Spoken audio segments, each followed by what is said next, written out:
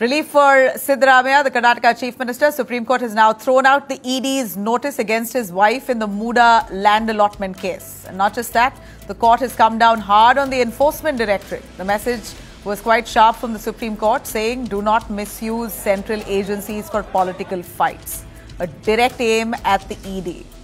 Chief Justice Gawai, leading the bench, didn't mince words. He asked, and I quote, "Why are you being used? Let political battles be fought before the electorate. Why are you being used?"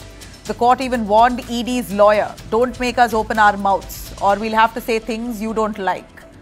That's as strong as the message it gets. It's also a sign of rising discomfort in the judiciary about how investigative agencies are being dragged into political battles, and the Supreme Court there cracking a whip.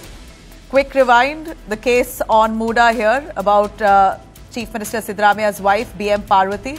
She was given land in the upscale Mysuru region in Karnataka by the Muda, Mysuru Urban Development Authority, in return for a land that she gave up to the authority for expansion. So allegations are that the land that she gave up and the land that she got in compensation, the price difference is massive. That Muda was coaxed into giving her a much more expensive piece of land.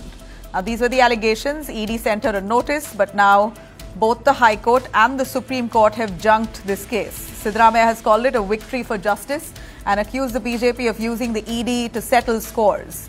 Congress leaders like Ponnanna have pointed out the land allotment happened when the BJP was in power, so why blame the Congress for it?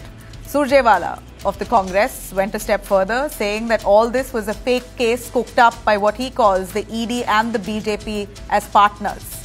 But here's why this matter is a relief for Siddaramaiah in a way politically. First of all, the case is now dead, so Chief Minister Siddaramaiah in a way getting a clean sheet from both the Lokayukta and the Supreme Court. That gives him major breathing space.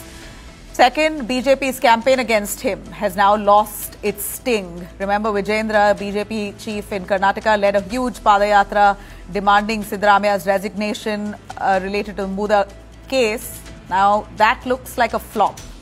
And third, this somehow strengthens Siddaramaiah as the chief minister for him to complete the next 2.5 years. Within his own party, there's been growing dissent where there were whispers of D.K. Shivkumar taking over midterm. But well, with this verdict here, it seems like Siddaramaiah is back in full control.